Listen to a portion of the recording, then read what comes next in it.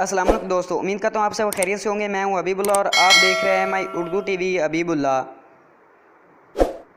दुआ बराए रिज़ल्ट या मेरे मौला सट बंब दा गोला, ना रहे बोर्ड दा दफ्तर ना रिज़ल्ट दा रोड़ा। काश इम्तिहान भी वर्ल्ड कप की तरह होते, काश इम्तिहान भी वर्ल्ड कप की तरह होते, हर 4 साल में एक बार आते।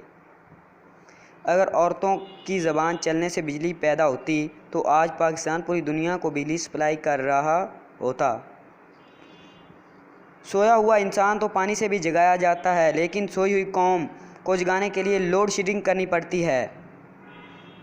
शादी से पहले तुम नहीं तो मैं नहीं, मैं नहीं तो तुम नहीं, शादी के बाद ले फिर आज मैं नहीं, तू नहीं या मैं नहीं।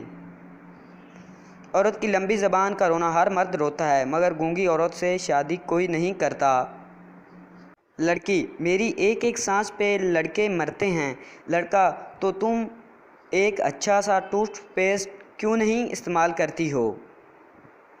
अगर हमारी वीडियो अच्छी लगे तो लाइक और शेयर ज़रूर कीजिएगा। अगर आप हमारे चैनल पर नए हैं, चैनल सब्सक्राइब कर लें, साथ बेल आइकन को प्रेस कर लें। So like very much.